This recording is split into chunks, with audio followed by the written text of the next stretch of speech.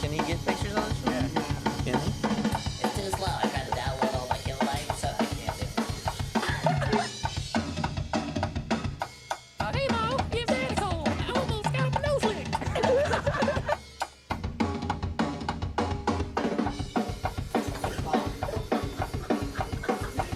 I'm just gonna do this. Like, point it at him.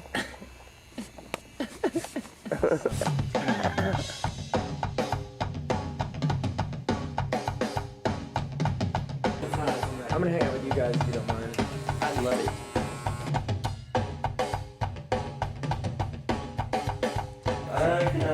How does it taste?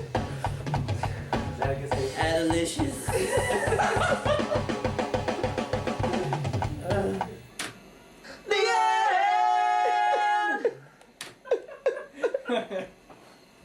Okay. I think it's good when you do it like this. The end! The end!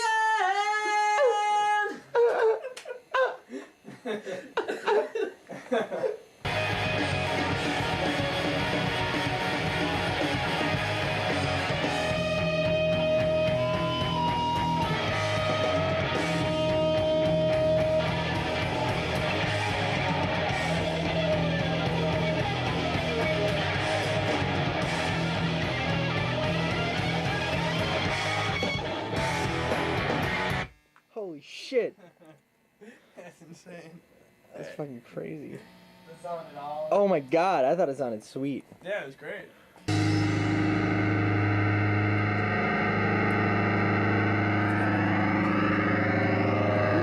let that go. I think you did master for me. That sound fucking rules at the end. Because that'll go right into the beat, like whatever the beat is.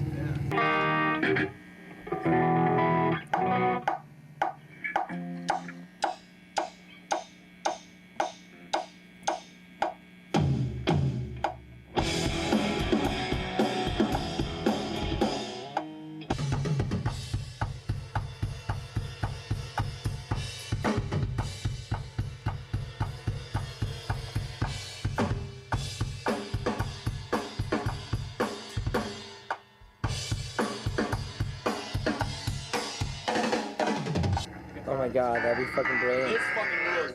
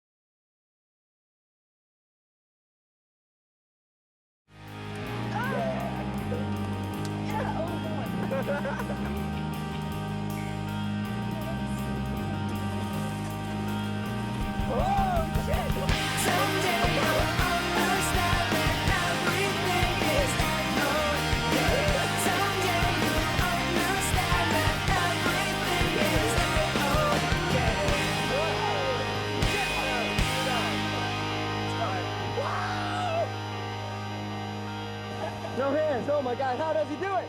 How does he do it? You're going the wrong way!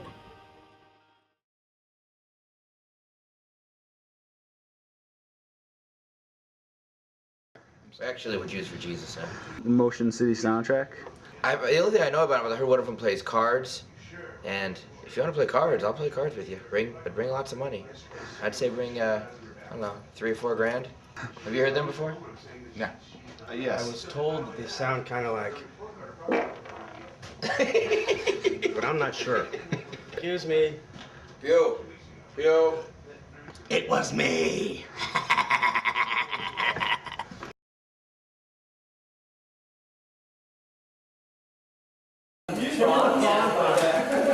Prawn flavor.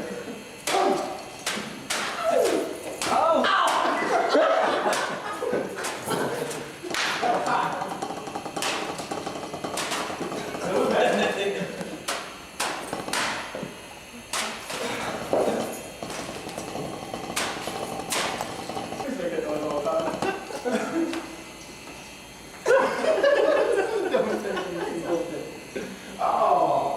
else you got? Don't break all the bananas. I need one for my water. Your banana. What happened? Look at that again. Let's flush it down the toilet. Hey, I got an idea. You know, you took this banana and we made it go into Poopville. What'd you eat, man? How about the trash?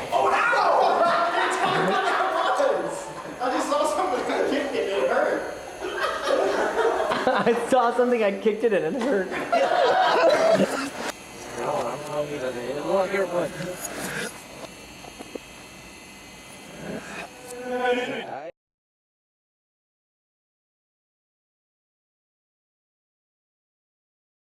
So it's basically always been the me show starring me, featuring me, with a cameo by me. Vice's Diet Coke and the movie Annie. What's in the hair? And, you know, I'll tell you what's not in the hair. Shampoo or conditioner. Mostly semen. Yeah, actually I do use a bit of volumizing spray when I wash it, which is maybe once a week. I try to blow dry it. I really don't use that much in it. It's just naturally awesome. My glasses are a polyester hybrid invented by NASA, the same people who invented the foam bedding. No, I'll tell you one thing. I have what I like to call my Kareem Abdul-Pierres. These keep my glasses on my head at all times, and usually after about 2 or 3 songs, when I'm jumping around and being crazy, my hair gets all floppy and stupid, so I have to put it up to hold it out of my eyes. But then I can't really see anything, so yeah, it's kind of like a double-edged sword. Let me answer that question with another question. Does have a 13-inch? There's your answer. I take lots of medicine for certain things to sort of, you know, whatever, condense the highs and lows. Some of the stuff that I used to do before I took medicine definitely would get into the way of my life, and it's just like really stupid.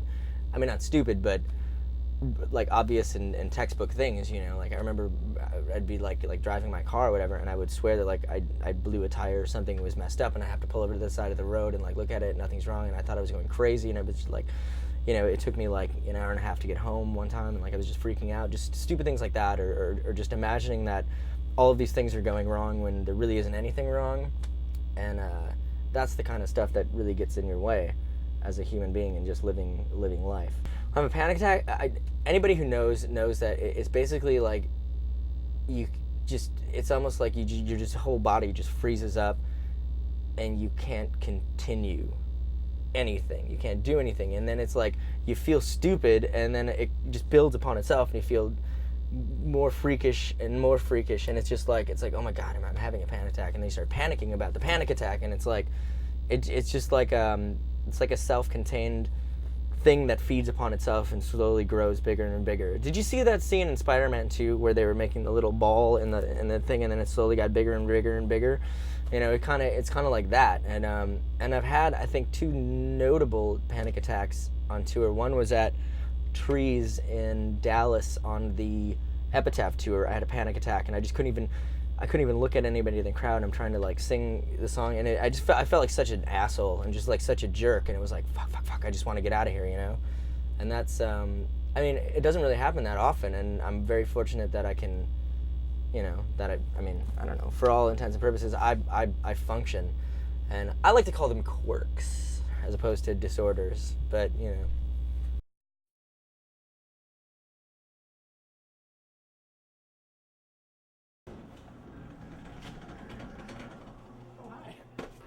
Well, let me start back in the early days. I was a kid, I don't know, 3 or 4, you know, like my dad played guitar every day at home, acoustic, like when you get off work, he would just play for fun, and so I grew around, you know, I was around that every day for a while, and my granddad's a really good guitar player, and he played the fiddle in a country band, and so I would go to those shows and just be like, man, I want to do that, you know, I want people to clap along with my music, you know.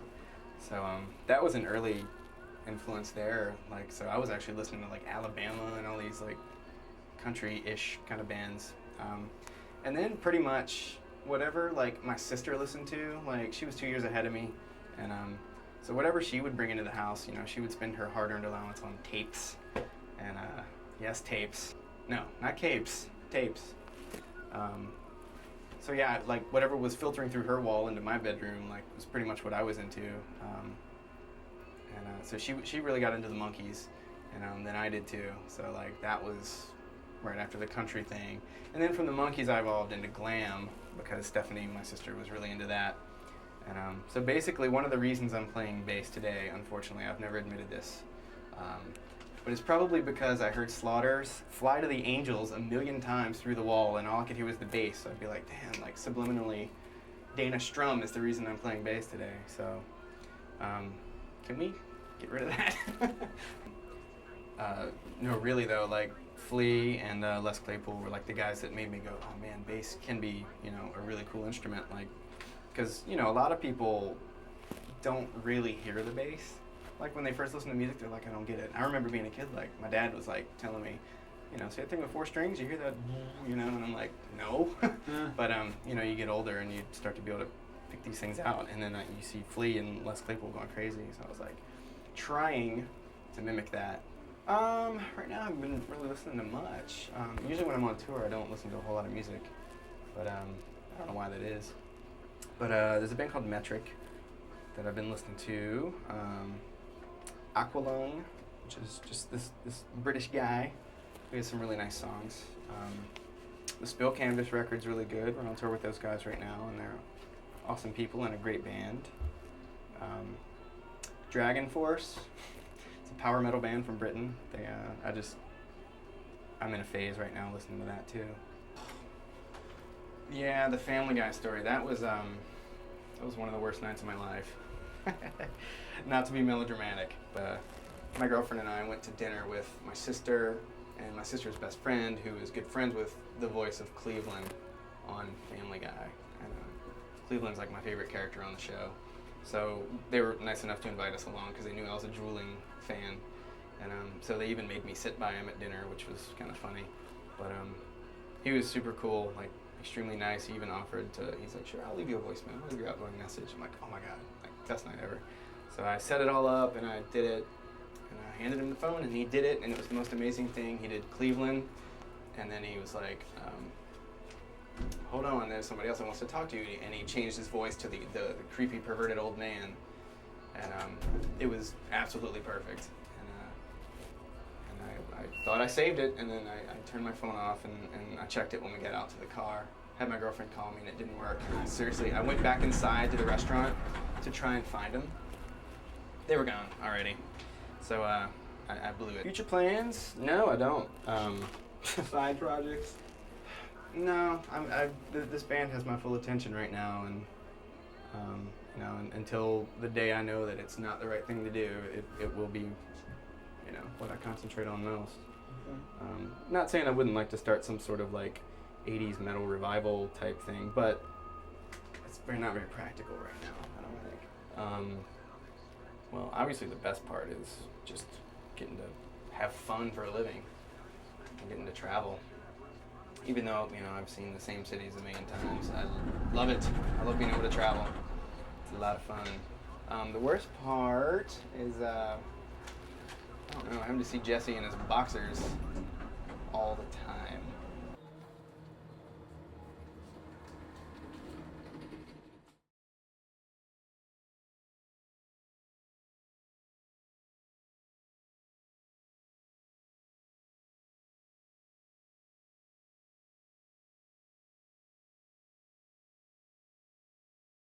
I don't know.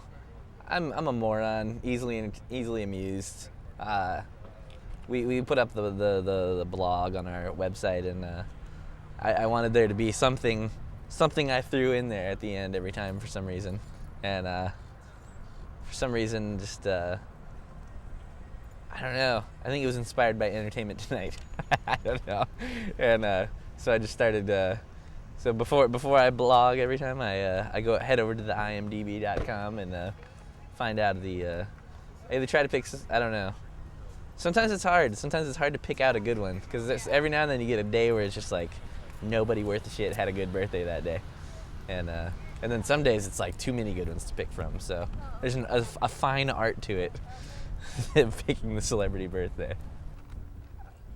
It's funny to me if people tell me that they like my drumming and things like that. It's like, and then they want to talk drums with me because I'm a horrible person to talk drums with. I just show up and hit stuff is how I look at my job. I listen to a lot of Braid and Burning Airlines. I always space out when people ask this question. My favorite band, artist, whatever in the whole world is Ben Folds. Loved him for a long time. And if you're watching this, Ben, we will play together someday. And he's not watching this though, who am I kidding? I bullshit my way through drums is basically what I'm saying. I heard Motion City Soundtrack's next CD has a lot of double bass. You heard wrong. No double bass. I'm anti, well, I'm not, I shouldn't say anti-double bass. Anti-double bass for me, because you know what? It's not necessary. That's unless you're in a metal band, or if you're finding some innovative ways to use it. But in my opinion, too many people use it that don't need it. You can do it with 1 foot, guys. Some of it you can do with 1 foot. Practice. I don't know. Yeah, we were just in the UK recently, and the first day of the tour, we were touring over there with Funeral for a Friend, and I was setting up my drums, went to adjust my ride cymbal stand, and was just barely bent over, just like that. Something just snapped in my back, and I dropped to the ground. Everyone came over. I think nobody knew what was going on at first, and I don't think nobody took me seriously at first, and then Beth, our merch girl, realized that I was not joking, that I was in some serious pain, and next thing I know, they had called paramedics and everything, and they sent me in an ambulance to the emergency room, which, like I said, was a first for me, and I got some laughing gas, and it was killing the pain a little bit, and I felt very much like Will Ferrell in Old School when he gets shot with the dart, and my voice was like this, and I couldn't tell what was going on, and it was strange, and then only to find out that it was just a bad pull in my back, and that made me feel like a wuss because there was nothing they could do about it, and I'm like, it's nothing serious and it hurt that bad, so I don't want to feel the real serious stuff. Always Mexican food. I could probably just eat it all the time, wouldn't get old, and I'd probably get fatter than I already am. But yeah, Chipotle, bring it on. Authentic Mexican food. I'm not saying Chipotle is authentic Mexican food, it's not, but it's delicious. Authentic Mexican food, yeah. Hit it up anywhere I can. Mexico restaurant, Richmond, Virginia. Boom. That's all I got. When there's time off, I kind of don't know what to do with myself. I used to get really excited about time off, and I still do in a way, but we're on tour so much now that being off tour feels kind of weird to me these days. It's just crazy enough to get recognized because I'm always in the back hidden. No one cares. It hurts. I cry at night, but I get over it.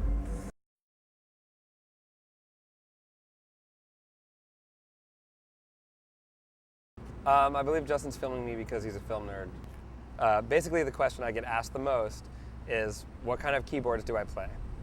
And where to buy them or where to get them. And basically, I play Realistic Concert Mate MG1, which was made by Radio Shack in the late 70s, early 80s. They don't make them anymore. And pretty much the only place to get them is either on eBay or to hopefully try and find some guitar shop that has a used one. And as far as like tabs on how to play stuff or how to put the knobs for different songs, it's actually way too hard to explain because there's about 50 knobs and levers on that thing that all have to be switched for different songs. So, well, we found out, I'm trying to think how we found out. I believe Tony or Matt had somehow been in contact with Jay Weinberg, Max Weinberg's son, and we found out that he was a fan of our music, which was really cool. We sent him some stuff, and one of the really cool things is that when we did shoot Conan, Jay was there. Jay hung out with us like all day, and he obviously he's Max Weinberg's son, so he has some some clout at Conan, and we got to go upstairs and see the Saturday Night Live set, which is really cool. Like actually going on the set of Saturday Night Live and seeing where the band plays and where everything takes place. So that was really cool, and he's a real sweet kid, and totally awesome, really cool guy. So it was really fun. Yeah, well, there's lots of things that I'd love to do if I had the time. So one of them being trying to shoot a poker behind the scenes DVD on Warped Tour, which I'm working on, which will obviously see what happens. There's a lot of legal stuff and a lot of like money and sponsors and things to kind of get arranged for that. Sometimes we really do get concerned emails about people that are having problems in their life or want to know our opinion about how to handle certain situations, and we try and take them as serious as possible and give them as much information as we can have, but also sometimes try and direct them to people that can help them, or people that are more inclined to do a more professional job than us, because we don't really know what the hell we're doing.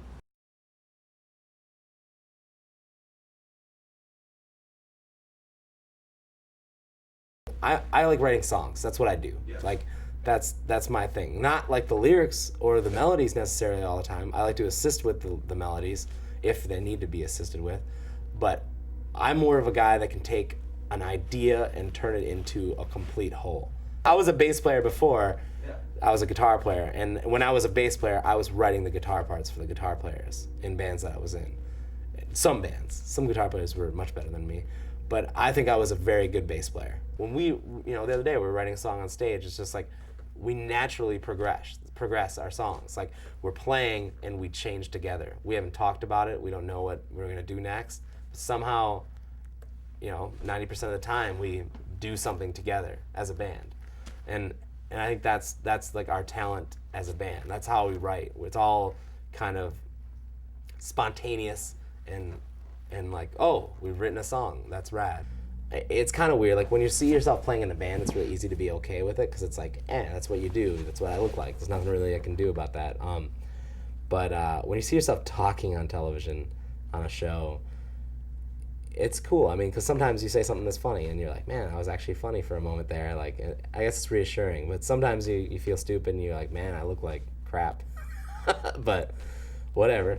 It's weird. It's weird. I mean, like, if you're being self-aware, self-conscious of yourself at all, it amplifies that, a lot. So I'd say it's weird. I try not to watch myself too much. I think that we're probably going to try to record a new record, write and record a new record this fall. Any new songs to tell them about? Secret stuff you could... We've worked on a few so far, but by the time this is airing, we're probably going to have a good amount of songs written. You probably won't hear any of them until the record comes out. This kind of feeling of what it's like to perform a show with so many people singing along to your songs, it's something that we never ever expected to have happen, and it's mind-blowing to us, and it's seriously, sometimes it's a tearjerker, so thank you very much.